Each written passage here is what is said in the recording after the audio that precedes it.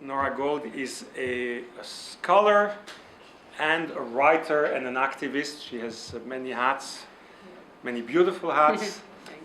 She's a scholar in women's studies and in studies of antisemitism. She's now at the University of Toronto in the Center for Women's Studies in Education.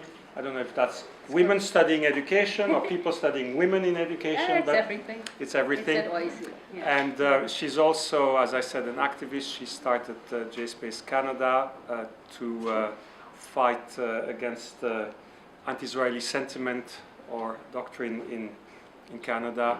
She's also a writer. And so you can find her on the web in different capacities. She also has her own website, noragold.com. If you want more, so thank you for coming. Thank you so much. Please, you're welcome. Thank you. I'll go back around. Okay. Thank you very much for that introduction. Can everybody hear me? I don't need a mic, right? No, thank God. Okay. Thank you also to Bria, and thank you very much to Charles Small of ISGAP for inviting me here, and his wonderful assistant Gina Lorenz, who organized all the logistics. I'm also very happy to be here because McGill is my alma mater, and I haven't been in the Leacock building in about 30 years, 35. Wow. I don't want to date myself, but anyway, very emotional to be here and to have some family members here as well. I'm going to start off today by showing you 1.5 minutes of a film, just to give you a flavor for the girls who are in the study.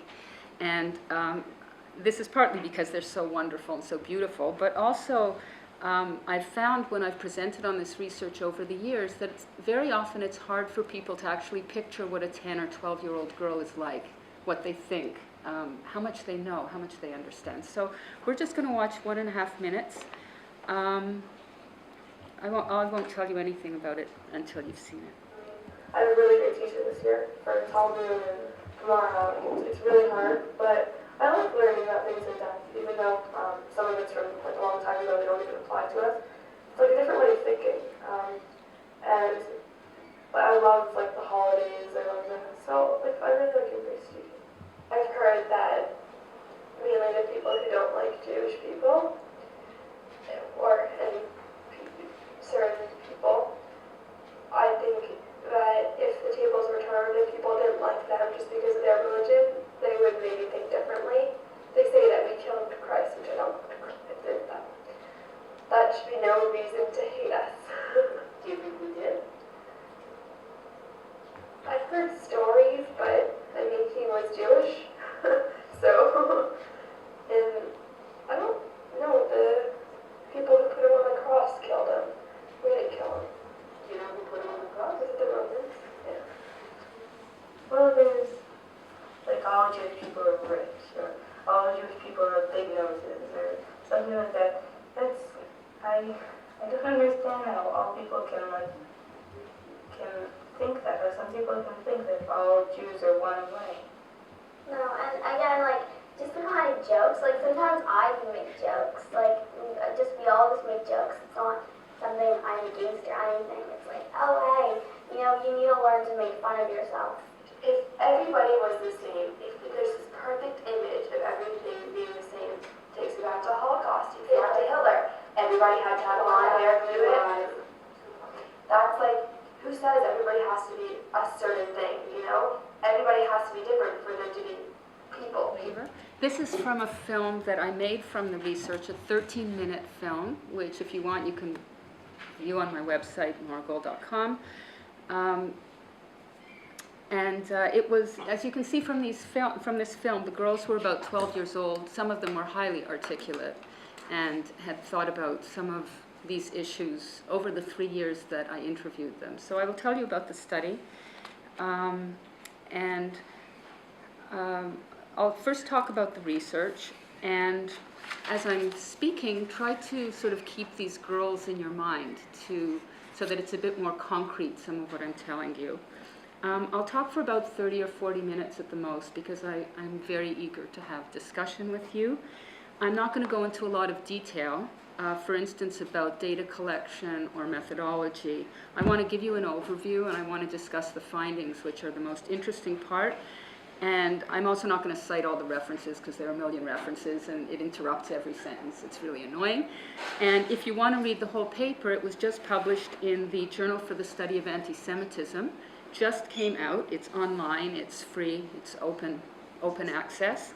It says it's December 2012, but it just came out. They just dated it the December 2012 issue.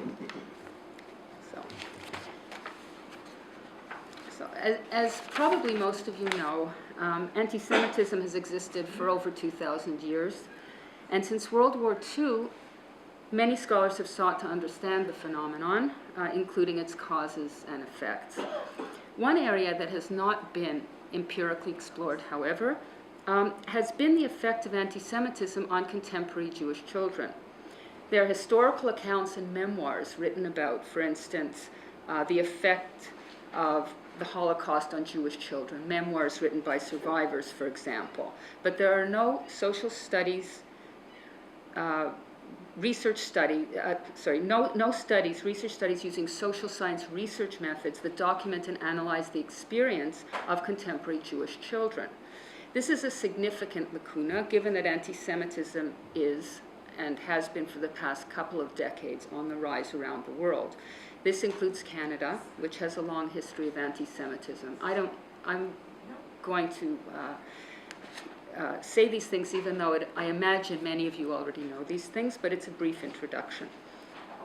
In 2008, a national survey found that about 2/3 of the religiously motivated hate crimes in Canada were committed against people of, quote, the Jewish faith, that Judaism was the most commonly targeted religion, and that in 2008 the number of such crimes represented an increase of 42% over the previous year.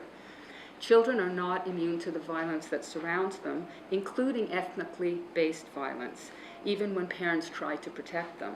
It's crucial then to try and understand the impact of contemporary anti-Semitism on Jewish children, both to address the gap in theoretical knowledge and to be able to help real Jewish children who are nowadays being confronted with this reality. So this research grew out of a previous research project that I had done. I conducted a national study of Canadian Jewish women and their experiences of anti-Semitism and sexism. And if you want, you can read this also on my website. This study used focus groups for the first phase of the study, and afterwards a random sample of Canadian Jewish women from across the country. And it demonstrated clearly the extent of anti-Semitism and sexism that Canadian Jewish women live with in their everyday lives. It also showed the mental health implications of these two kinds of oppression. The women in this study who reported having had many anti-Semitic experiences in the past had significantly higher scores on the Beck Depression Inventory, but this did not happen for the women who had had a lot of sexism in their lives. We can talk about that later if that interests you. Another intriguing finding from the study was that when women were asked where these anti-Semitic experiences had occurred, the second most common place was at school. So at first I thought, okay, I had women in the study who were 18 to 72 years old. So I figured at first, okay, so this is the old women. These were things that happened in the 1950s. But in fact, it turned out that it was even the 18-year-olds who were saying this. And it made me wonder whether present-day public schools were sites of anti-Semitism for Canadian Jewish children.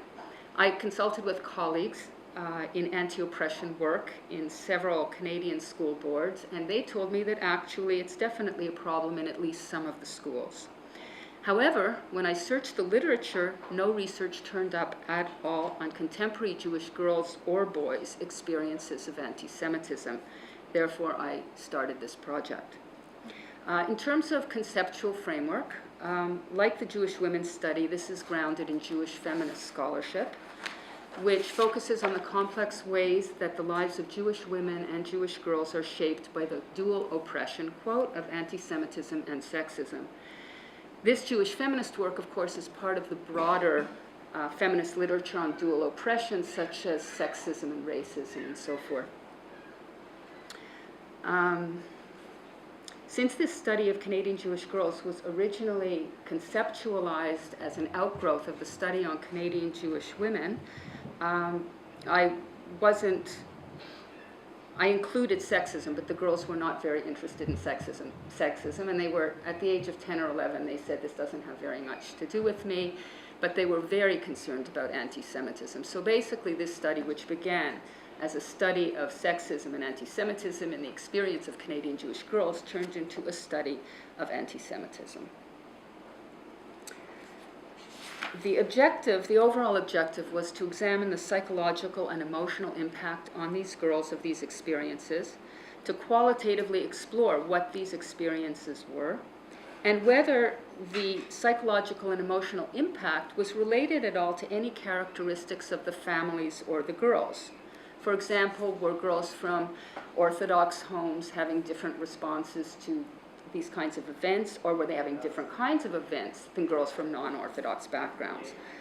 I also wanted to see if their experiences changed over a 3-year period, as the girls matured cognitively, morally, intellectually, and so forth.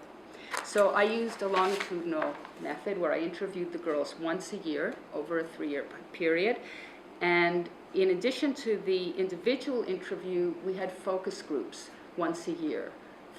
There were 16 girls in all, so 2 groups of 8, because you can glean different kinds of information from a girl when you're meeting with her one-on-one than when you see her in a social context.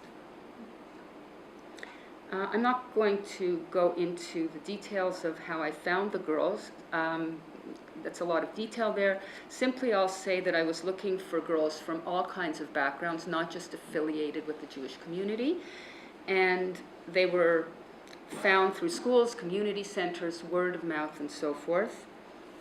Were there any from the ultra-Orthodox?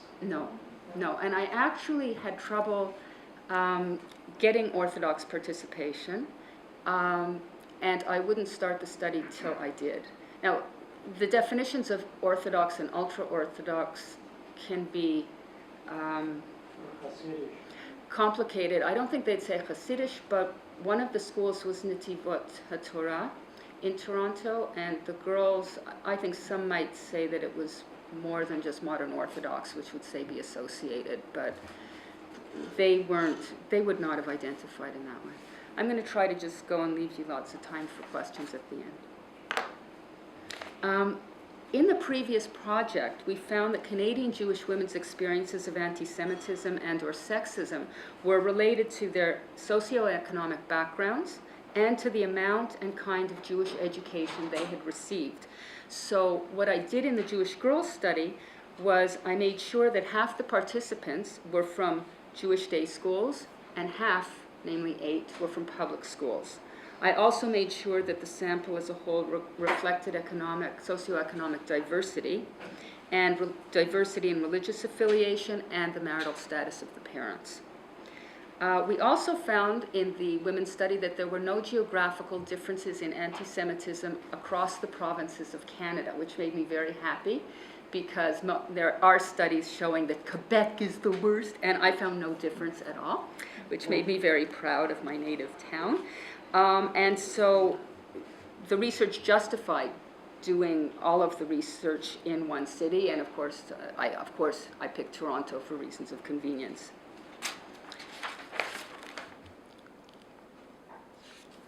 What we did with each girl at the beginning was the parents filled out a demographic questionnaire with a lot of information, and I say that because you'll hear a little bit about that in the results. And the girls also filled out a questionnaire, a very reputable psychological questionnaire called the CASQ, the Child Attribution Style Questionnaire, which measures children's well-being, and it takes about 10 minutes to complete. After the girl had finished the CASQ at their first interview, each girl was shown a poster with 7 topics on it and was asked to talk about these topics in any order she chose. And I'm not going to digress onto the difference between doing research with children and adults. It's very different. They all had a magic wand that they could use to wave at the topics. They had plasticine and dolls and lots of food. Of course, food's good for everybody, not just children. And so forth. I gave them a lot of control over the interview. But anyway, they talked about these 7 topics, and when the girls were turning 11 or 12, I added the 8th topic of a bat mitzvah. The reason I picked these topics was to learn as much as possible about their everyday lives, which is essential to understanding the context and meaning and impact of anti-Semitic events. You don't want to just have information about anti-Semitism. You want to understand the context. It's very important. Now, I didn't ask the girls explicitly about anti-Semitism because this is not a word that most 10 to 12-year-old children know, thank God. Instead, the girls were asked, how do you feel about being Jewish? What are some of the good things about it, if any? What are some of the bad things about it, if any? And I kept a poker face. I have a background as a therapist, so I try very hard to remain neutral when asking these questions.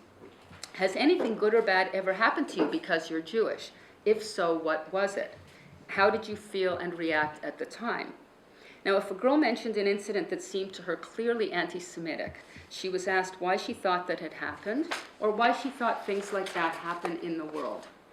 Toward the end of each interview, the girls were also asked, if a 10 is a perfect life and 0 is a terrible life, what number would you give your life right now? Then they were asked why they had given their life this particular numerical rating. This question was something that evolved in the interview as I was doing the first year interviews. So in year 1, only 12 out of the 16 girls were asked that question. Also, I mentioned already that they were in focus groups, and the focus groups discussed the same 7 or 8 topics. At the end of the 3 years, we analyzed the data from the interviews and focus groups using qualitative methods. Results.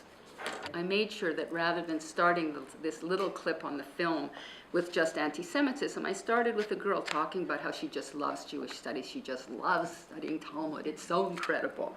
And there was a lot of that in these interviews. So to put into context what you're going to hear about anti-Semitism, please note that all the girls throughout all 3 years of the study felt that being Jewish was overall a positive experience.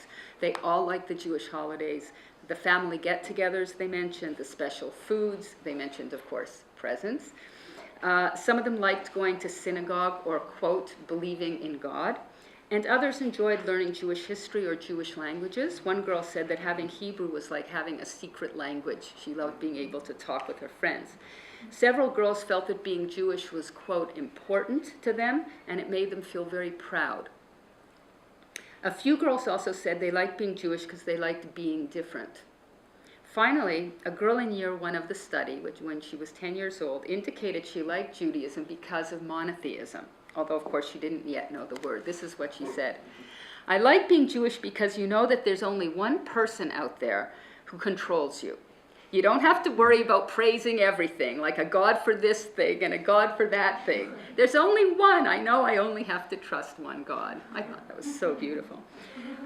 In terms of the negative aspects of being Jewish, other than anti-Semitism, which we'll talk about separately, participants identified 4 main categories. 1, Jewish dietary restrictions.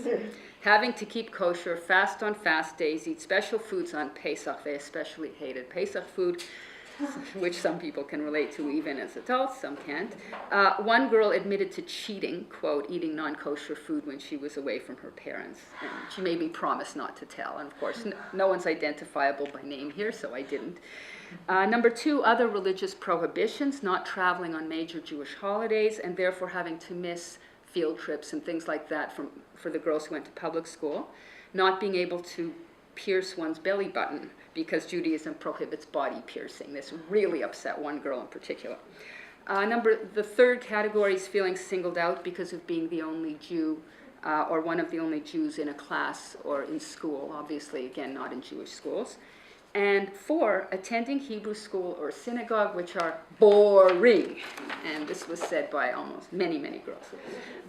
The 1st and 2nd items were issues only for the religiously traditional girls in the study. Number 3 pertained only to girls attending public school. And number 4, being bored at synagogue or Hebrew school, was shared by girls from all types of schools and all religious backgrounds. Experiences of anti-Semitism. The experiences of anti-Semitism that the girls in this study identified can be divided into 2 groups. One are the direct experiences, things that happened to them. And the other are indirect experiences, which are things that happened to their relatives, to their friends, to their acquaintances, or even in the larger social environment. So I'll start with the direct experiences. Are you okay, the ones of you who are standing? Like, there's extra chairs. There's chairs here, yeah? Okay, as long as you're okay. I'm just trying to avoid talking about these horrible things to tell you. Okay, direct experiences. In terms of these, there were 2 direct incidents described by the girls in each of the first 2 years of the study, and 1 incident in the 3rd year, so that's 5 altogether, that these girls felt were anti-Semitic. And all 5 of these incidents took place in public schools. In year 1, again at age 10, I won't keep saying that. Year 1 is 10, year 2 they were 11, year 3 they were 12. In year 1, a girl heard a group of her classmates saying that there was a book about Hitler that they'd heard of, and they all wanted to read because Hitler was, quote, cool. In the 2nd incident, a girl's music teacher decided to teach the class in a public school, to teach the class a Jewish song for Hanukkah, but an Iranian girl told the class, I'm not allowed to do a Jewish song because Jews are my enemy. In year 2, age 11, one girl heard a boy in her class tell the rest of the class, referring to her, pointing to her, I don't like her because she's Jewish. Another girl heard, quote, offensive comments at her school about Jews. In year 3, a girl was sitting next to a classmate who drew a swastika on his hand and showed it to her, clearly intending to upset or offend her. Indirect experiences. Regarding indirect incidents, the girls in all 3 years reported events that they had heard about and experienced secondhand from relatives, friends, or acquaintances. They also had indirect experiences of anti-Semitism from the larger environment, but this sort of indirect experience was a major factor for these girls only in the 1st year of the research. And we'll talk something very specific happened in year 1. Well, what happened was there were 3 very, very dramatic anti-Semitic attacks in Toronto all in one weekend in March of that year. Within 3 days, the windows of a synagogue were smashed, tombstones at a Jewish cemetery were destroyed, and half a street in a Jewish neighborhood had its front doors spray painted with swastikas. The girls in this study were very affected by these events, and in the 9 interviews that took place after this weekend, I did the interviews in the spring, so there were a bunch before and 9 that took place right after this weekend, or in the weeks following these events. All of the girls brought up at least one of these incidents. Can you hear me in spite of that?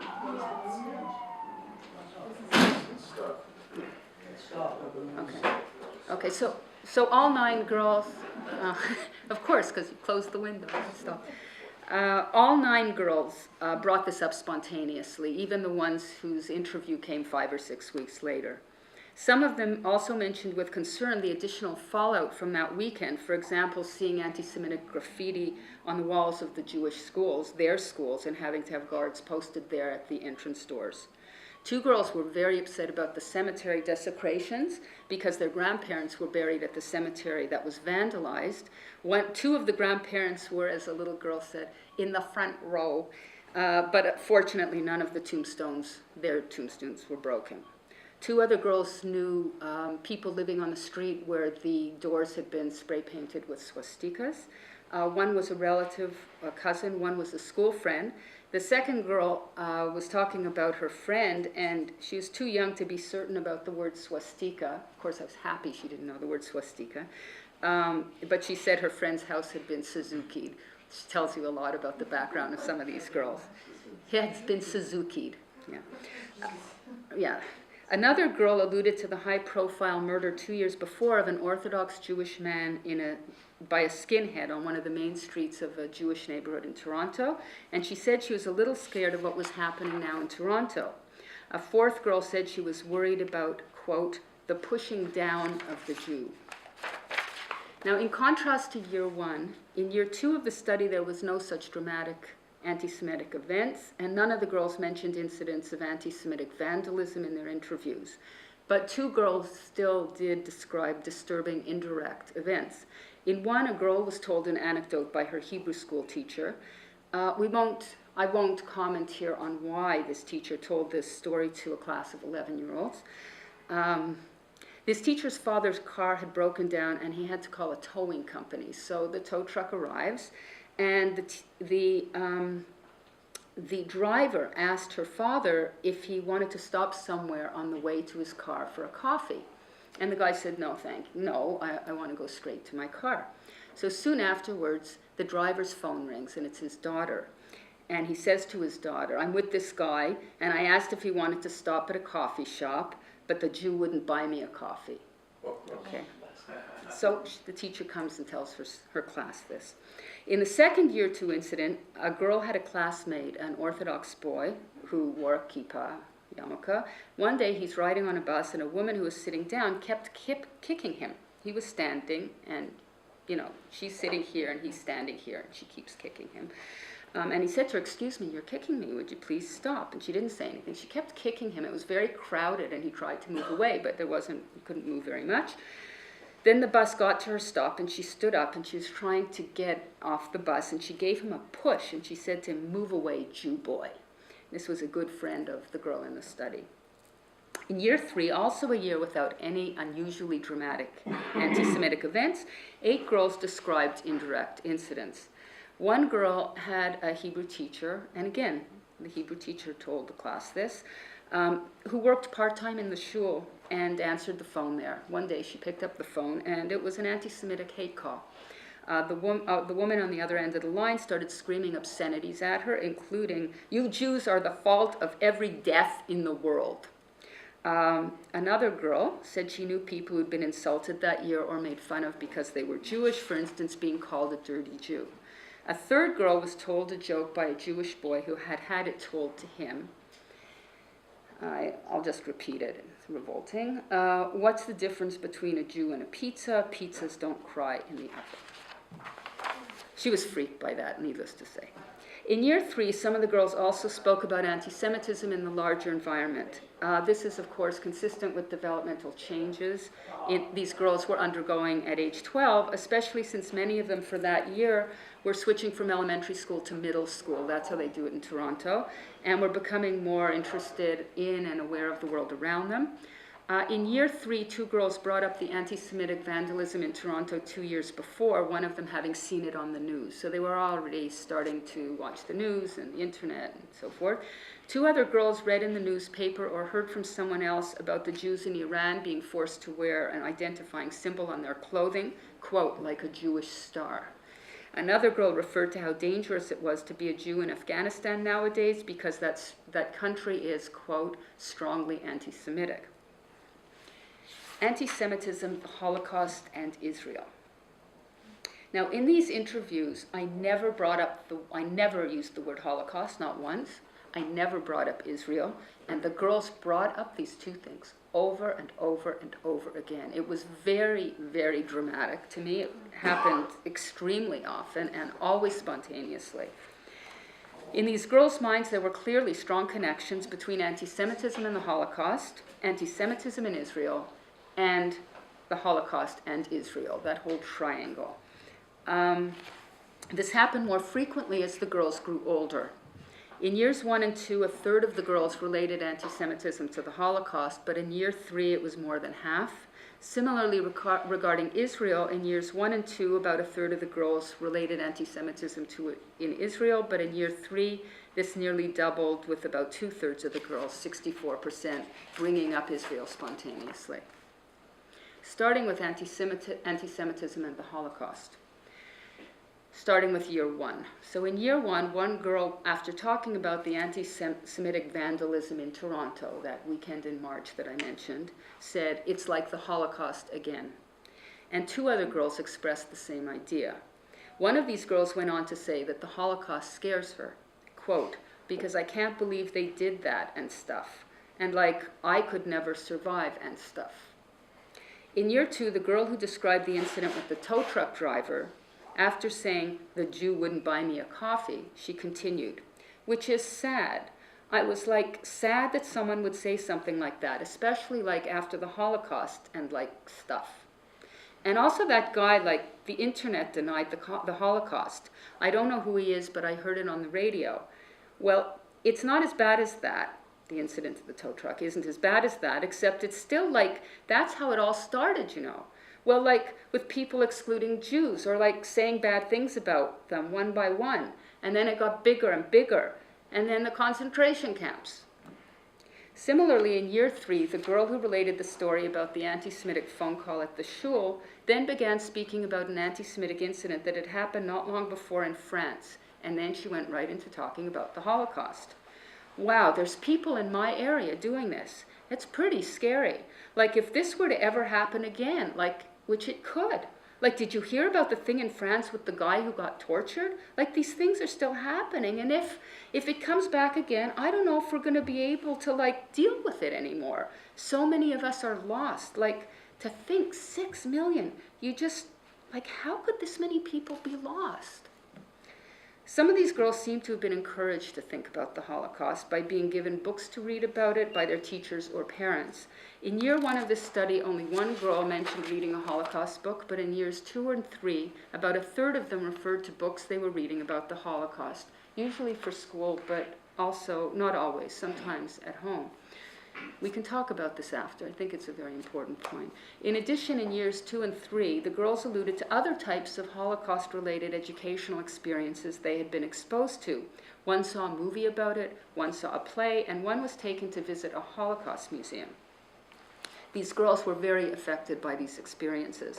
They also seemed, as a result of them, to identify strongly with what happened to Jews during the Holocaust, and in some cases to especially identify, obviously, with the Jewish children in the Holocaust.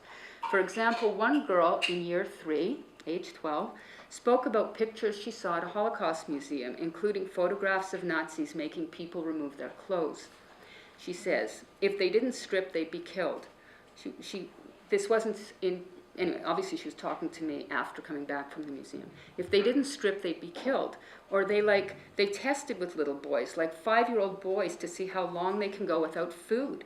And it's just disgusting, what they did. And to know all these people were Jewish, and they were kids like me. Because of this identification, lighthearted comments these girls sometimes heard about the Holocaust, such as Hitler being cool or the joke about the pizza, were very painful to them. In all 3 years, there were some girls in the study who thought that the Holocaust could never happen again. However, others felt it definitely could because, quote, some people don't ever believe it happened. And even among those who do, quote, many haven't learned the lesson from it. Anti-Semitism and Israel. In terms of the connection between anti-Semitism and Israel, Israel was very, very much on the minds of the girls in this study. As with the Holocaust, they repeatedly brought up this subject spontaneously and unsolicited. In all 3 years, they recognized that the conflict in Israel was a political problem and a complex one. And different girls in the study actually had very different political opinions, most likely reflecting their parents' views. Basically, though, the girls all saw that what was happening in Israel was a Jewish issue and related to anti-Semitism. This was their perception. I'm not writing this. I'm taking this from the data. For instance, one girl in year 1 said that Israel keeps being bombed, quote, because it's the Jewish homeland. Another one offered, and this is amazing for a 10-year-old, I think, actually. Another one offered as an example of anti-Semitism that, quote, a lot of people are having wars with the Jewish people, like in Israel. Many of the girls in the study were very worried about terrorist attacks in Israel. One girl had a friend who had been very close to a bomb that had exploded there. 2 other girls heard of bombs going off in places in Tel Aviv where they had just been on holiday. Most of the girls felt quite attached to Israel. 6 of them had close relatives, including siblings, living there. Several girls had visited Israel, some numerous times. One girl in year 2 was going to spend the summer in sleepover camp in Israel. Another girl was going to be having her bat mitzvah there.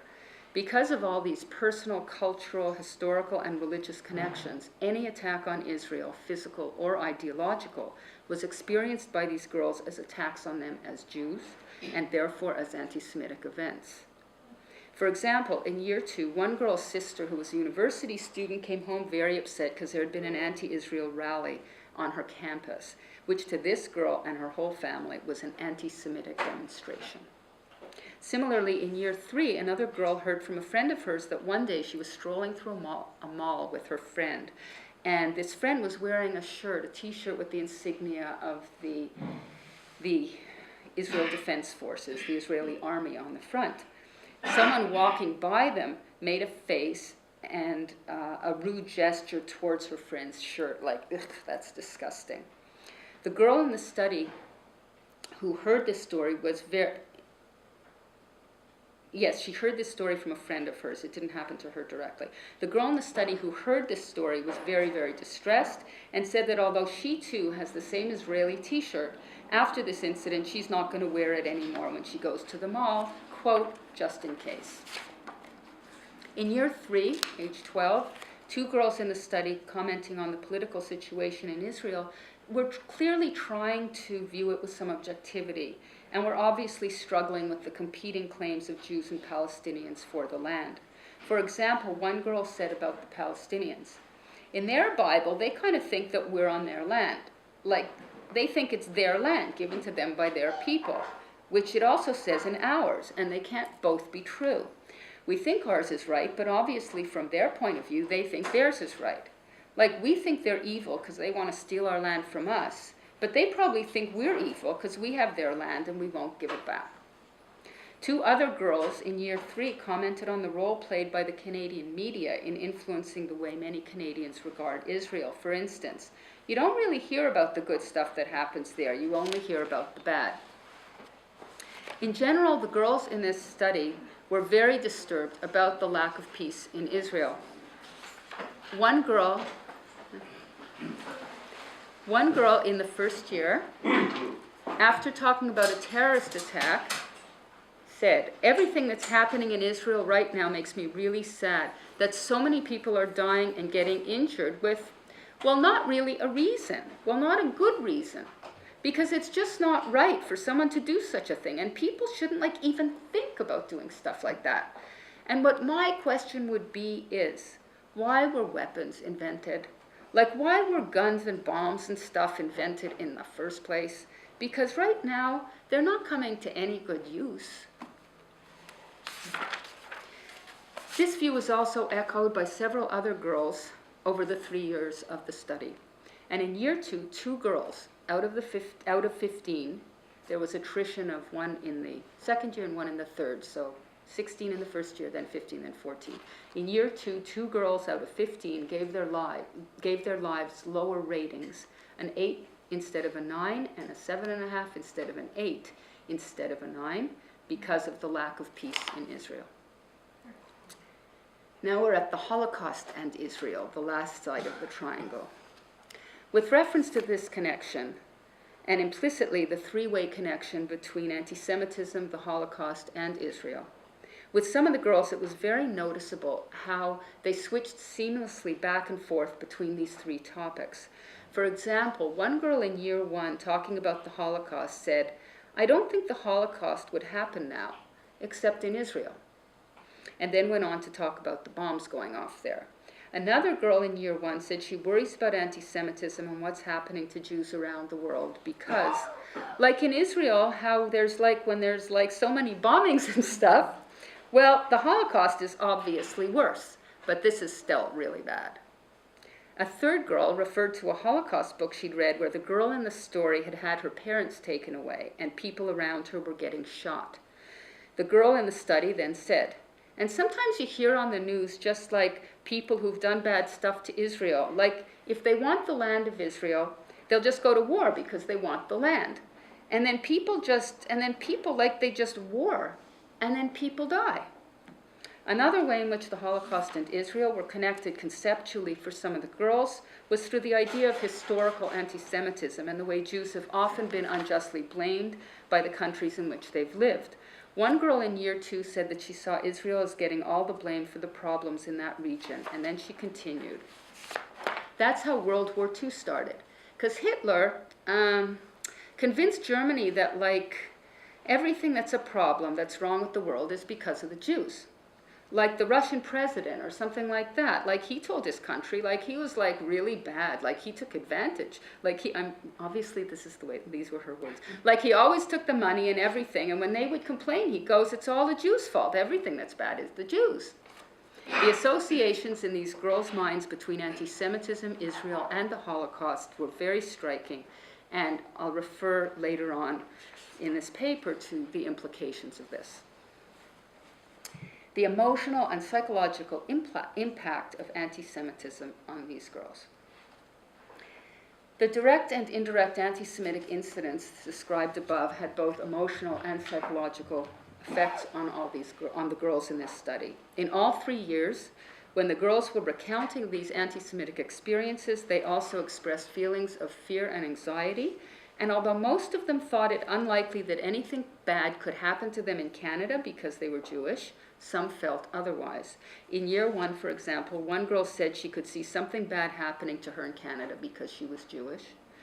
Another girl that year said that as a result of recent anti-Semitic events in Canada, she's now sometimes a little afraid of people who are not Jewish. A third girl, the one who had the incident with the Iranian girl, said she was, quote, sometimes really happy, but sometimes really sad that she's Jewish.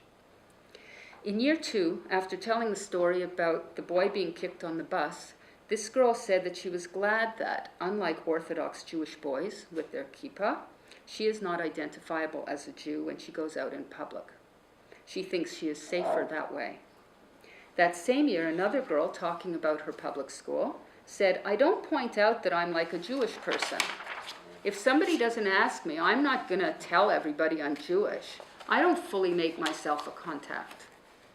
In year 3, one girl, talking about her public school, said, sometimes I'm scared to tell people they're my religion because, you never know. There could be people in the world who, are anti-Semitic. 2 other psychological effects were noted as well. One girl in year 1 showed some evidence of internalized anti-Semitism.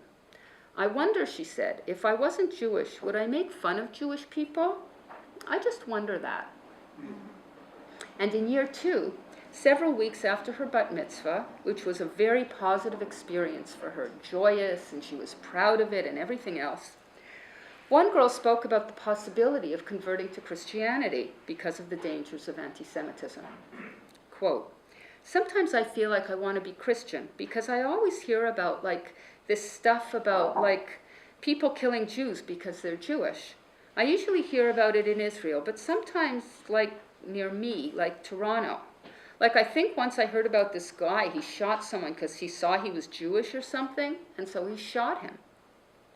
The following year, this girl repeated this idea, saying she could see herself converting at some point in the future, but not at this moment. When asked what sort of thing in the future might persuade her to convert, she answered, well, I know that there's been some shootings or in Toronto just because people are Jewish or they've put graffiti on some houses. That wouldn't make me convert, but it would make me persuade me a little bit maybe, just for safety. In terms of the overall emotional or psychological well-being of the girls in the study, no relationships were found between their CASQ scores, the anti-Semitic experiences that they related, the types of schools they attended, or their families' religious affiliations. However, there was a relationship between the girls' experiences of anti-Semitism and the ratings they gave their lives, though only for year 1. In year 3, there was no such relationship, and in year 2, this relationship showed itself only with 2 girls out of 15, those ones I mentioned who lowered their life scores because of the lack of peace in Israel. In year 1, however, out of the 12 girls who were asked to rate their lives, 5 of them rated their lives lower than they would have otherwise because of anti-Semitism.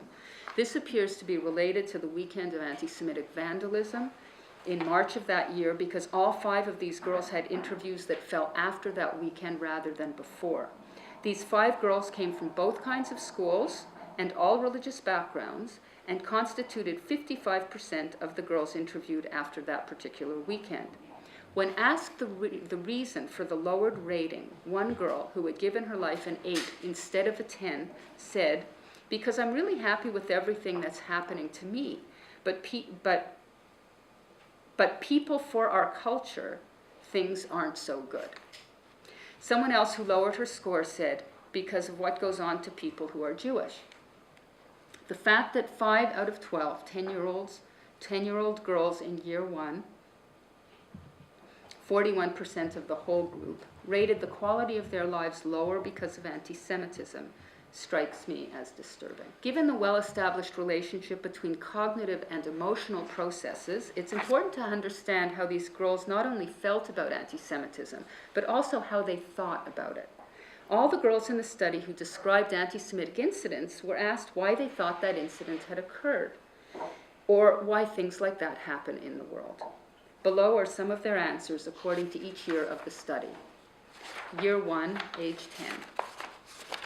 People think that the Jews are lesser people, that we're lesser people. Another girl. Because they have to blame their problems on someone, so they decided on the Jews. Another girl. Because being Jewish, there's always going to be hatred towards you. Another one. People are making out that being Jewish is something like it's a bad thing. Oh, I'll get some air in here. Yes, it's hot. Okay. People are making out that being Jewish is something like that's a bad thing, but there's nothing bad, it's just different. It's just believing different things. Another girl, because they hate Jews. But I don't know why they hate us. I don't think we did anything bad to hurt them. Another girl, I don't get why people would ever do that just because of a religion. Like, I don't think we're bad or mean or anything like that. Year 2. There always is going to be anti-Semitism because some people just feel that way. Like some people feel that we should not be here. They don't like us. They're followers of Hitler. Another girl, I think they have their own problems, and sometimes it's just them, like they may be sick. But sometimes it might be just like people who dislike Jews because of their own reasons. But I don't know what those are. One girl in year 2 expressed some self-doubt because of anti-Semitism and perhaps some self-blame. She said that when an anti-Semitic incident happens, she asks herself, is there something wrong with us? I asked her if she believed there is. Her answer was equivocal. I'm not really to say because I haven't learned all the history of our past, of our present. I'm not fully in contact about what's happening in Israel, what's going on everywhere. If we've done something to those people, so I don't think I can really fully answer your question. In year 3, the conceptualizations of anti-Semitism reflected these girls' increased intellectual maturity, for example, in the idea of stereotypes. Well, sometimes they, anti-Semites, have their own personal problems. I don't know what their problems would be, but pretty much all in all, they stereotype. They think that all Jews are bad, and it's like one Jewish person was mean to them. Like they usually just stereotype one bad person. Another girl said, people just don't like people to be different, or they just stereotype, and they think that, let's say, all the Jewish people are mean or rich, or as I've heard, have big noses. Anti-Semitism and other forms of oppression. In year 3, these girls' greater intellectual maturity and sophistication was also reflected in their understanding that anti-Semitism is just one form of hatred among many. In the first 2 years of this study, 2 girls each year showed evidence of this understanding, but by year 3, this was manifested in almost half the girls. This ability to see the link between anti-Semitism and other kinds of oppression reflected increased maturity not only intellectually, but also in terms of the girls' moral development. In year 1, the 2 girls who connected anti-Semitism with racism attended the same Orthodox Jewish elementary school, and there they'd been shown a puppet show about Black and Hispanic children getting stereotyped. One of the girls said that in that show, a white person told a Black person that they were like lesser because they were Black. It's so stupid because it's just a pigment. Then she drew a parallel between racism and ageism. I don't think anyone should be less treated. Well, I think that kids are less treated than adults. I have to say I agree with her there. Very smart girls, I'm telling you. In year 2, one girl connected the historical struggles of the Jews with the struggle of Black people for their freedom, and said it makes her angry whenever people, any people, quote, aren't treated the same. Another girl in year 2 talked about going with her class to see a performance by a group of people with disabilities, and in describing it, she related ableism to anti-Semitism and racism. In year 3, one girl related anti-Semitism to racism, sexism, and homophobia, 12-year-old girl. Here's what she said. Discrimination makes me sad. discrimination against Jewish people and against women and against other people like Chinese people and black people and native people. And the way the Nazis and some of the Germans treated the Jews was just terrible. And that makes me sad and it makes me angry that people can treat other people that way. It doesn't really matter who you are, what your background is. They're just people. I mean, we're all just people. We're all equal. I don't get how they could feel that they're higher than the gypsies and the Jews and the homosexuals. Similarly, another girl in year 3, speaking about the Holocaust, connected it to racism, homophobia, and ableism. It's not just the Jews that were affected. Like a lot of other people were affected. Homosexuals were affected. Gypsies are affected. People with special needs are affected. So at the broadest level, these girls started talking about hate. This came up explicitly in year 3 in one of the focus groups where discussion took place among the girls. It was very interesting to see, since I knew the girls individually, to watch what happened in discussion. They were talking about the hate in the world in the focus group and what they could do to fight hate. One girl said, it's not possible to get rid of the hate in the world because, quote, even if there are just 2 people in a store, they're going to want the same item and they'll start fighting and sooner or later someone will say, I hate you. This was a 12-year-old understanding of conflict. Who knows? Yeah, sales. Another girl said that at school they were discussing To Kill a Mockingbird and how good things could be, quote, if everyone would just accept each other and if there was not hate in the world. Someone else mentioned that at school they were reading The Giver, and in that book there's the idea of a pill that could make everyone love each other. In response, one girl said that to make the world perfect, someone would have to put a magic spell on everyone. You know, they're still girls. Quote, and then everyone would become nice and no one would hate anyone.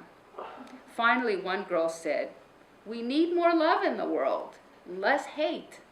So, similarities and differences by religious background and type of school. We're coming to the end, and then it's time for you to talk. In this study, no differences at all were found between the girls from the various religious backgrounds. This is the case regarding the girls' anti-Semitic experiences, their life ratings, and their CASQ scores. This was very interesting because there were very large differences in lifestyle and worldview between, for example, the girls from Orthodox and Reform backgrounds. However, the similarities between them obviously outweighed the differences. With reference to the different types of schools attended, there were no differences between the girls on their indirect experiences of anti-Semitism, their CISQ scores, or their life ratings. However, it was only the girls from public schools throughout the 3 years of the study who had direct experiences of anti-Semitism, and I suppose one would expect that, or one would suspect that. The girls from Jewish schools may have direct experiences of anti-Semitism later in life, but for the time being, from a developmental perspective, their type of school is a protective factor for them, since according to the literature, the younger one is when exposed to environmental stressors, the more vulnerable one is. In terms of developmental similarities common to all the girls in the study, at the beginning of the research, when the girls were 10, their families acted as the main filter through which their information about and understanding of anti-Semitism was conveyed and interpreted. This parental centrality, of course, is typical of that age and developmental stage. At age 11, these girls' Hebrew school teachers also began playing a role in shaping their ideas about anti-Semitism. By age 12, however, as these girls approached adolescence and their general awareness of the world around them increased, they were influenced just as much on this topic by peers, acquaintances, current events, the media, and the internet. Finally, one more similarity among all the girls in this study was that there was no relationship between their scores on the CASQ and the ratings they gave their own lives, or between the CASQ scores and their experiences of anti-Semitism. This was a bit surprising. We thought the girls who overall have well-being will rate their lives higher, but that wasn't the case. This may be because the CASQ focuses on general personality traits like optimism, and the question about life rating picked up probably on the girls' more transient feelings of the moment, so it might have been more sensitive to external events like an anti-Semitic incident. Discussion. This research was initiated out of concern for the well-being, psychologically and emotionally, of Jewish girls in Canadian public schools, because of a previous study that implied this might be putting them at risk. The findings of this study indicate that to some extent this is the case. All 5 of the anti-Semitic incidents experienced directly by the girls in this study occurred in public schools. In addition, this research found that indirect incidents of anti-Semitism were experienced by girls from both public and Jewish schools. When discussing the incidents, the girls expressed worry, fear, anxiety, sadness, anger, and self-doubt. In addition, some of them responded to their anti-Semitic experiences by trying to hide their Jewishness, internalizing their anti-Semitism, or considering converting to Christianity. Over 40% in year 1 lowered their life satisfaction ratings because of anti-Semitism. All the above seems cause for some concern. So is the fact that as early as age 10, before most of these girls knew the word anti-Semitism, they were aware of and in varying degrees worried about this phenomenon.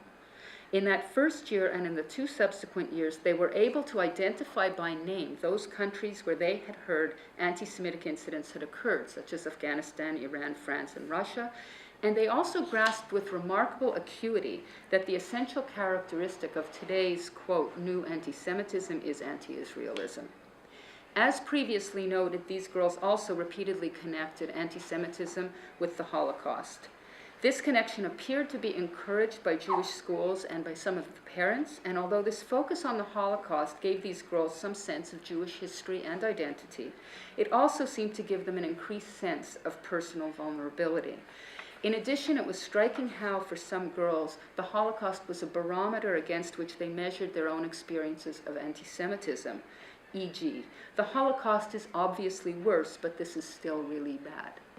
It gives one pause to think of 10 to 12-year-old girls using the genocide of 6 million Jews as a frame of reference for analyzing their own lives. In terms of trying to understand what these anti-Semitic experiences really meant to these girls, it seems from these interviews that for them, Israel and the Holocaust were their 2 touchstones for anti-Semitism.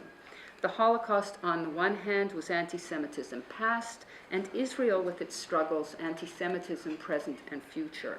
This may explain at least somewhat why 2/5 of the girls in year 1 were so affected by the weekend of vandalism that occurred, and that they lowered their life scores. While it's true that in general, community violence has a major impact on children, it's also possible that that particular weekend brought close to home for these girls both the violence in Israel and the violence of the Holocaust, since of course it was the swastika that got painted on the doors.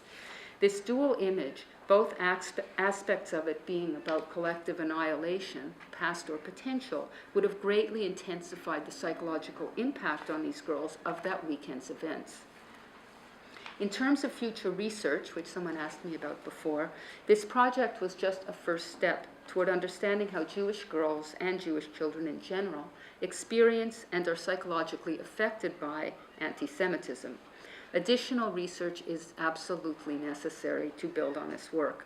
It's recommended that future studies compare the experiences of Jewish girls with those of Jewish boys, expand the size of the sample, and conduct an international project on Jewish children from many different countries, and employ, as this research did, both qualitative and quantitative methodologies, as well as a variety of different instruments to measure children's psychological resilience and well-being. It will also be valuable in future to compare the anti-Semitic experiences of Jewish children with the ways that non-Jewish children experience other forms of oppression, for example, racism. Finally, it is heartening to note that in spite of their experiences with anti-Semitism, all the girls in this sample, without exception, liked and or were proud of being Jewish. This is very important, and we as Jewish adults need to do whatever we can to help Jewish children build on the positive aspects of their Jewish identities, rather than inadvertently fostering negative Jewish identity by overemphasizing anti-Semitism in Jewish education or at home. It is challenging, to say the least, to put or keep anti-Semitism in realistic perspective when communicating about this topic with young people, and to help them find a balance between denying and exaggerating this phenomenon. Research like this, however, has a crucial role to play in helping us to understand the external reality that surrounds us, the factors related to how Jewish children process this reality, and what we as scholars, parents, and educators can do to protect the next generation of Jewish children and at the same time prepare them for the future.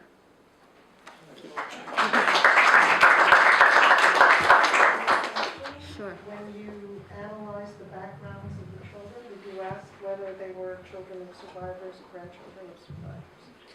I didn't ask that at the outset. Of course, I got to know the girls and their whole families very well. In fact, there was one girl, I usually did 2 interviews back to back, and I learned after the first year to always put one of the girls second, because not only did her mother not leave, I was meeting alone with the girls. The mother would come to pick her up and wouldn't leave, just wouldn't leave. She talked and talked, and she always came with her sister or her mother, and her mother was a survivor. And there was a whole, it became really clear, the family's background became really clear.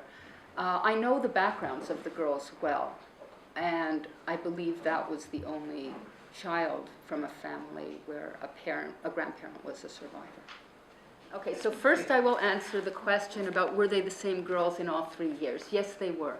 This was a longitudinal study, which means that you follow the same group over time. Part of my interest in doing this and making the film, which I call Jewish Girl Power, was based on a film called 7 Up, where every 7 years, a filmmaker in England and actually his Canadian colleague would film British boys, and I sort of had this image of, and some girls too. But anyway, yes, this was the same girl, this was the same set of girls, and that was exactly the point, that to really follow them and see how their experiences and thinking about anti-Semitism evolved in the context of their lives and their experiences. So I got a much deeper set of data, I believe, I know, than if it had been done another way. As for the word Zionism, I'm a passionate Zionist, and I want to say something about that afterwards in a different context. I guess I was thinking in terms of pro-Israel, anti-Israel. That's sort of my framework for thinking. But again, I wasn't using this language, any language, with the girls. I didn't even use the word Israel. In other words, in research of this kind, you really want to find out the language of the girls themselves. I never asked them about Zionism. One girl, her parents were divorced and her father lived in Israel, and she spent a lot of time there, and she said, I'm a Zionist, and and so forth. But it wasn't something that the girls said, and what I'm doing here is sharing data. My own views would be happy to talk about after, and they'll come out. I have some further comments after. The other question, boys and girls. So as I explained when I was talking about my theoretical framework and how this study evolved, it was an outgrowth of a previous study.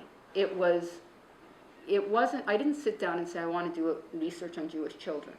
What happened was I did a study of Canadian Jewish women, and actually I did that research because I had a colleague who told me that I could not present at International Women's Day about Jewish women because Jewish women have had no experience of oppression.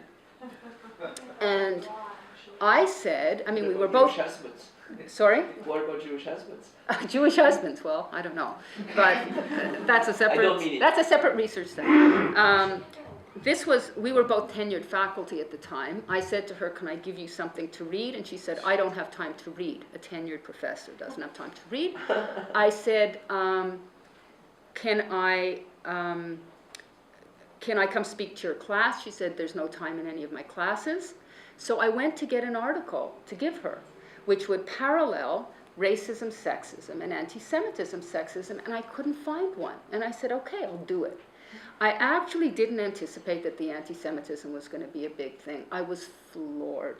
I actually got very, very upset doing that research. I heard stuff. There was one time I came home, I was just in tears. I was listening to stories of hatred, and I mean, it was a random sample from across the country. There were thousands and thousands and thousands of pages of data.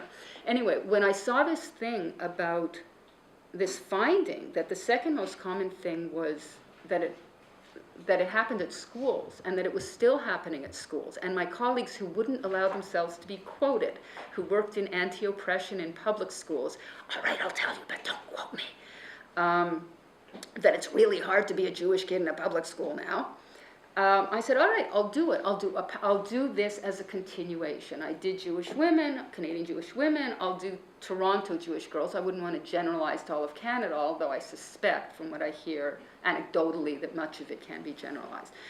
As I said in the, my conclusions about future research, obviously studies should be done with Jewish boys and Jewish girls using the exact, a study using both, and greatly expanded and so forth. It would be very interesting to see what comes up.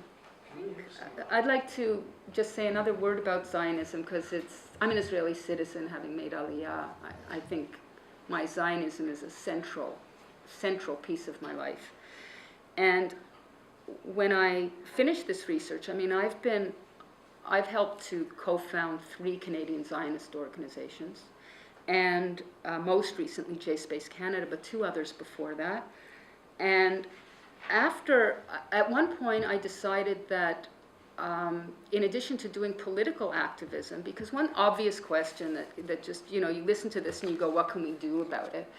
What became obvious to me was that we have to be using more diverse tools to get our point across. I'm a fiction writer. I finished a novel called Fields of Exile, which is about anti-Israelism on a fictional Canadian campus. And I'm happy to say, which not even my family members know, I have a publisher for it. Yes! And it'll be coming out in a year, and it will be the first novel about anti-Israelism on campus anywhere. And certainly one has to be very careful not to make a novel. It's not a diatribe, it's a novel. It's a literary work. But I think through the arts you can reach people in a way that you can't through anything else. And I also edit, just for your pleasure, this isn't directly related, but indirectly related.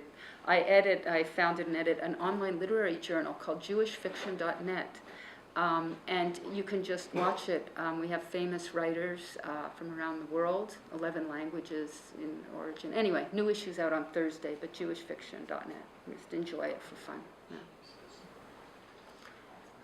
Yes?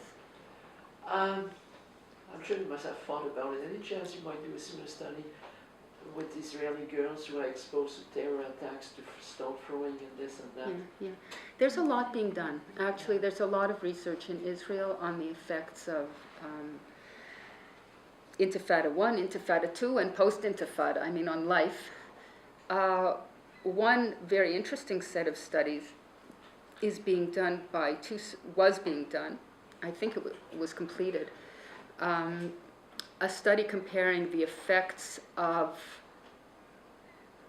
the problems in Israel on Jewish and Palestinian children in Israel by 2 social work professors, one Jewish, one Palestinian, both at University of Haifa.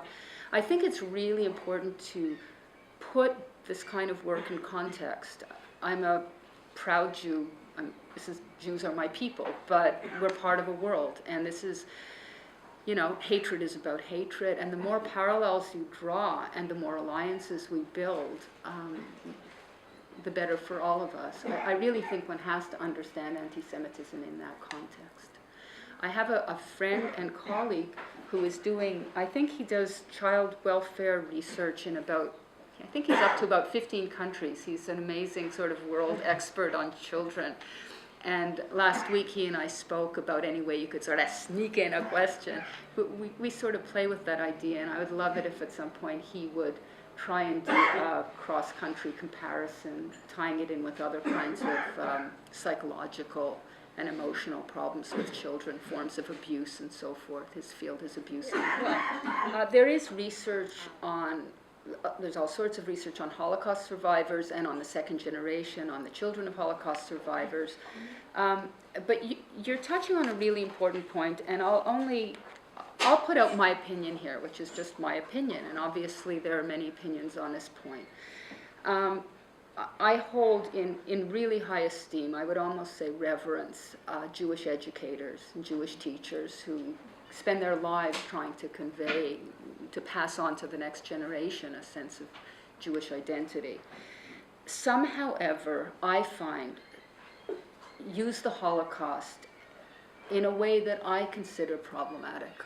I think it's really important that the Holocaust is taught to children with a very sensitive awareness of what children are like developmentally. So for example, and actually I gave this talk once, and the late Paula Hyman, the late great Jewish historian, she died last year, she was at Yale, she's a brilliant, brilliant historian, and after I spoke, she jumped up, she said, "No one agrees with me except you," like, thank God you said that.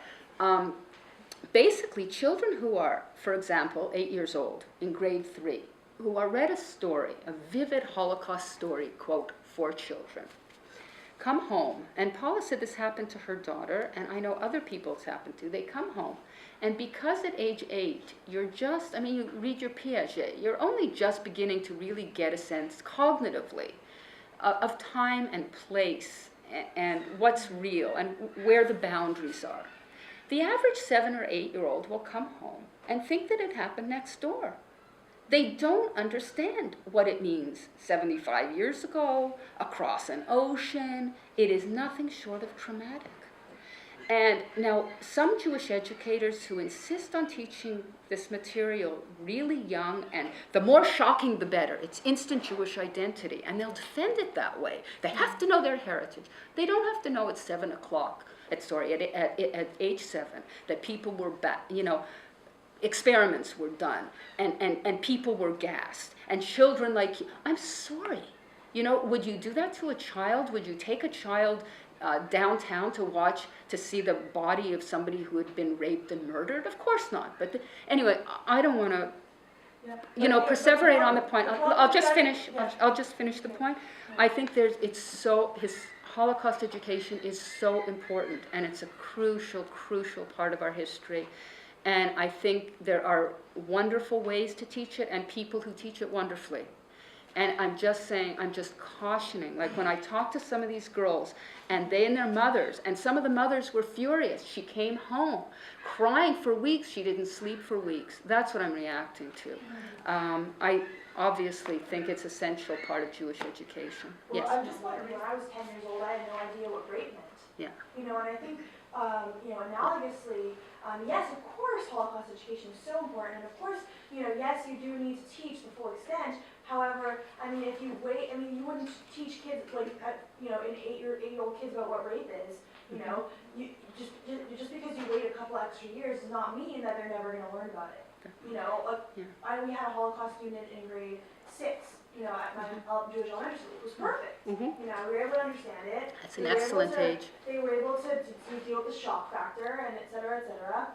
However, in grade 3, I had a teacher with Frigo Mashoah showed this video about, all these little kids our age that died in the Holocaust, and really shocking and whatever, and kids were crying, and it was really traumatic, and I don't think that was a very wise thing to do. Like I said, you wouldn't talk about, the birds and the bees with someone, with an 8-year-old, and why would you talk about the Holocaust, But you would still talk about it with them, like when they're 12, 13, 14, and they're old enough to understand it, they're old enough to conceptualize it, and they'll still have this essential knowledge. So, that's what I think. Beautifully said. Thank you. Question the other times. This was how I took into account myself, my presence, and how I may have inadvertently biased questions, and being a Jewish woman myself. I had never done longitudinal research before, and I'd never done research with children before, and it's really different. It's so intimate. You have a 10-year-old who's, I don't know if you remember how small 10-year-olds are. Like, they're really little, and they're scared, and their mother, is standing in the doorway, and go in, honey, it's okay. And I've offered her a cookie and chatted her up a bit, but basically she's sitting here like this, like she's in school, and she's really scared, And I guess one can help, but I couldn't help feeling great affection for each and every one of these girls. And basically, they were opening up their hearts to me. I mean, 10-year-olds have no defenses. I mean, they have defenses, but, you know, you ask them, you know, how many brothers and sisters do you have? What, you know, basically, I don't like my brother. My mother and father had a fight last night. They tell you everything. And I never repeat any of course, you know, so over 3 years, a real relationship evolves. And there was no way to not have that relationship. One girl actually mentioned in one of the interviews, I asked her the usual questions, because every year it was the same set of questions. So before we sat down, you're going to ask me if I've had any if anything, how I feel about being Jewish. Is it good? Is it bad? Did anything bad happen? She's like, because they're bright girls, they remembered, you know. And so I'm sure that participating in this research got them thinking. You know, they knew if something happened, I'll save it up for Nora. I also sent them Happy Hanukkah cards. You know, I'd see them in the spring. I'd send a card at Hanukkah. I'd see them again. I'd sometimes bump into them, I mean, in the Jewish community somewhere. I never, you know, as I said, I have various hats, including having been a therapist. So I know how to not reinforce certain responses, and I know how to not ask leading questions. You know, and I'd say, so, you know, how is school this year? And she'd pour out her heart about she hates her new school, she has no friends. I mean, they were talking. I wasn't talking, basically, very much. Sometimes the girls had real problems, and for me, there was an ethical question about what my responsibility was in those situations. Where did I draw the line between the role of researcher and social worker or therapist? There was one case in which I called the mother to let her know, and I got the daughter's permission, that the daughter's score was just really worrying on 2 of the tests, because we also did we did the CASQ, that something seems to be really troubling her. I didn't tell her anything the girl had told me. And I said if she wanted to take the girl to talk to someone, that might be a good idea. It's the family's decision. I mean, it's very moving. You know, the part of me that's a writer was just sitting. I mean, each girl was a whole world. A part of me wanted to sit down and write a novel about each girl. Just watching really how, you know, a girl switches schools and she goes from being confident and doing, you know, her whole life falls apart. One girl who was absolutely bullied at school and at home for years, just from one year to the next, physically developed very quickly. Suddenly she's the most popular girl in the class, bursting with confidence. Maybe it was skin deep, but I almost didn't recognize her. She went from having no friends to being sought after. In the focus group, everyone wanted her. We didn't have email addresses, and it wasn't Facebook. It was something else they wanted. I don't remember. MSN? I don't remember. Yeah, I think it was MSN. Yeah, thank you.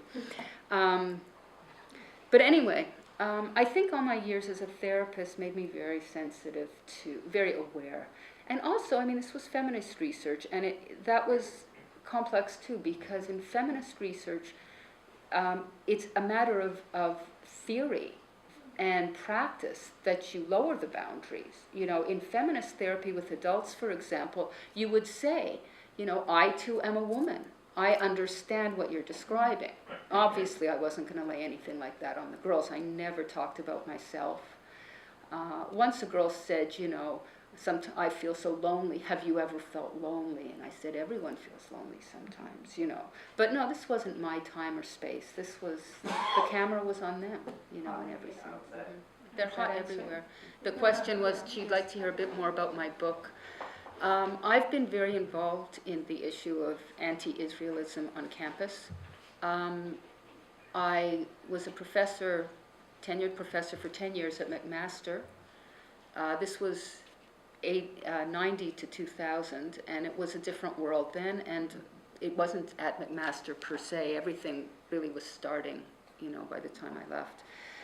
But I guess because I'm Israeli citizen as well as Canadian, I have a real nose for anything to do with Israel. And I saw a lot of this stuff way before I don't say this to pat myself on the back. I saw it before other people and other Jews would say, nah, nah, nah, nah, nah, nah, nah, nah. And then it started to become sort of undeniable. The main character of the book is a female student about your age, who, I told it from a student's perspective, left-wing Zionist, my politics, progressive Zionist. I think we have to say nowadays, since the phrase left-wing has become tainted. Used to be a wonderful word, but anyway. She's gone to live in Israel. She's passionate Zionist. She's part of the peace camp there. She's part of a project where she brings together with others Jewish and Palestinian students, and anyway, she comes back to Canada because her father's dying. Her mother's dead, she's an only child, and there's no one to take care of her father except her. And she basically comes back to Toronto to take care of her father. And when he dies, on his deathbed, he says to her, she sort of thought he had some money because he had a little store. Turns out he didn't have any money. He said, I'm sorry, I haven't left you provided for as I'd hoped. And I have a request to make. And her parents had been trying to get her to come back from Israel every time she'd come home to visit. And she'd always said, no, no, no. But this was a deathbed request. And he said, I want you to stay for a year and get an MSW so you can, quote, stand on your own 2 feet. Because she was alone in the world, alleen in der Welt. You know, she didn't have a man to take care of her. And she'd had these really crappy jobs, like, you know, in Israel, just a volunteer on kibbutz. She had no money or anything. Never had a full-time job except on contract basis. So anyway, she agrees. She says, I'll stay and get my degree. And he dies, and she stays for 1 year. And she wants to quit, but she can't because she promised, she's very precise, she didn't promise to try, she promised to get her degree. And so she's trapped. And she's smart. She is picked up very quickly. She's very well liked by the students and the faculty. And her favorite teacher invites her to co-chair the Anti-Oppression Committee, which she thinks is great. They all think she's great because she's a good Jew, because she, you know, she's progressive like them. Not like those other kinds of Jews. And all of these things start coming out. And I won't give away the plot, but basically they're planning Anti-Oppression Day on the committee. And she, because she has so much homework, forgets to look up the guy they're going to bring. You know, she has other things to do. And at the final meeting, you know, before it's in February and there's the meeting in January, she finds out who the guy is. And he's the guy who's responsible for a fictitious event called the Bacchus School Children Bombing, where they bombed school buses, and he orchestrated it. And he's going to be the human rights speaker for Anti-Oppression Day. He's going to get the Dunhill, is the name of the fictitious university, which she calls Dunghill, the Dunhill Human Rights Award. And she says, you can't do that. This isn't someone who's fighting for Palestinian self-determination, which I support. He's someone who has declared publicly that not only are Israeli military targets, you know, acceptable, but Jewish civilians around the world, including children. He's a murderer. Anyway, she's outvoted. And it goes on from there. So that gives you some flavor. Okay, so I'm curious to hear, I know this is kind of going off of your research, but based on the fact that all of the direct experiences of anti-Semitism happens within the public school system, I'm just wondering, like, yeah, I guess, like, where do you sit with that idea of, like, public school system versus Jewish schooling, and, like, yeah, how do you see that in public school? Like, is that just kids being kids? Like, do you actually, yeah. That's a really good question about sort of the pros and cons of public school versus Jewish school, and is that sort of it? I mean, as I said, you know, the research on children shows that you're more vulnerable the younger you are, to summarize a complex, you know, voluminous body of research very, very succinctly and simply. So, you know, if you're going to encounter anti-Semitism, better you're 12 than you're 8, so to speak. I think there are pros and cons to both, and I certainly don't come down on saying, you know, public schools are bad. Not at all. I mean, it's the real world. Some people think that it sort of toughens you up, you know, gives you skills to deal with. I see, again, not to be negative, my son, just to put this in context, my son went through the whole Jewish school system in Toronto, elementary, high school, etc. And that was a very important thing for both me and my husband, so don't get the wrong impression. He had some fabulous teachers who changed his life and so forth, for the better, well. But there are dangers in Jewish schools too. He had teachers who would, you know, basically say it's us and them. You know, they're really, you know, we all know what we're talking about, who really almost cultivated a fear of non-Jews in the children, which drove me crazy. I mean, I would say that in elementary school, there were times he'd come home, and basically I would set aside almost 20 minutes to deconstruct what he'd been taught. A tremendous amount of sexism, I must say. You know, the one girl wanted to wear a kippah. Why do you think you're a boy? I mean, like stuff like that, which didn't sit well with me, but that's a whole other topic. You know, I think certainly when you're talking about young children, parents are obviously the crucial factor. And parents really, you know, good parents should be really on top of what the school's teaching. And, you know, certainly, I mean, I guess that's it in a nutshell. Just to summarize for the camera, I guess, what she was talking about, how children in Israel are sometimes taught hatred against Palestinians and so forth. If they're having rockets thrown at them, yes. how they see the world. She's not defending that, and you know, I don't think you or any of us are going to judge what it's like growing up. Are just as bad, if not worse. I mean, I think, you know, again, my perspective on all this is that there are real parallels. I'm not saying equivalences, and I'm not going to go there, but I'm saying if you look at a group of Palestinian children and what they think about Jewish children in Israel, and you take a group of Jewish children, there's a certain symmetry in the other is the enemy. And I have to say on a personal note, and of course but I really don't judge, but I lived in Israel for 6 years, and I go back 2 or 3 times a year, and I have a whole other world there, very close friends whose politics are like mine, and I've heard things come out of some of their kids' mouth that has left me literally speechless. I mean, horrible things. I know exactly what you're referring to.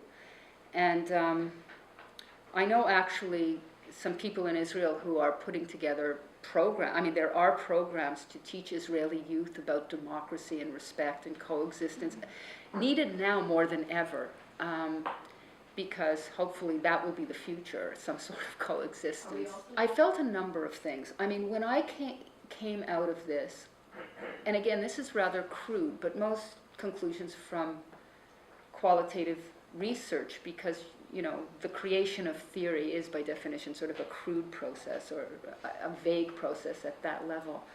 I came out feeling that the girls from Jewish schools exaggerated anti-Semitism and the girls at public schools minimized it, both as ways of surviving. I don't know what chicken and egg was, you know? I don't know if because people say things like that girl, you know, I don't really, so you have to laugh at yourself. You know, I don't know if it's a coping mechanism. I don't know how it ties up with their homes. You know, do your parents really determine that? I mean, your parents send you to a certain kind of school. I think it's very complex, and I think if there's a quantitative study done, it should really address all this. But I really like Sartre, but I don't basically believe or want to believe anyway that what makes a Jew is anti-Semitism, etc. You know, obviously that train of thought. And I think that the girls who, in the Jewish schools, had a really different sense of Jewish identity. Now, one of them, who was in the same school as another girl who loved being Jewish, not this one, but another girl who loved being Jewish, they were both at Associated, which is an Orthodox school, and she said, I'm not religious. I'm stuck in this religious school. I can't relate to it. I don't believe it. It's so alienating. It's so stupid. My mother makes me go here, you know. And she didn't like being Jewish at all. And she said, I'm dying to go to a non-Jewish high school. So you're dealing with individuals and all the depth and complexity that entails. But I come out of this research really, I'm a social worker, so I'm pragmatic. It's not just theoretical for me. Like, what is good for Jewish children? I mean, what should we collectively be teaching children? How should we be bringing them up?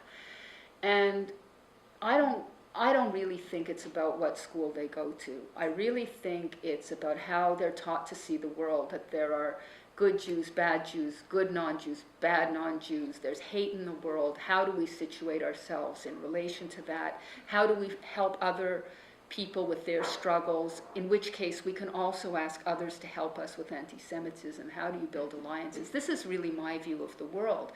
And whatever impact I've had, my research or my activism, is also because, I was going to my colleagues' things, and not tit for tat, but because I really believe that oppression in all forms is disgusting. So they've seen me at their things and they came to my things, and that's how the world gets better. That's my view. I know that there are Jews who think we should really just do it ourselves, but that's my view. Thank you.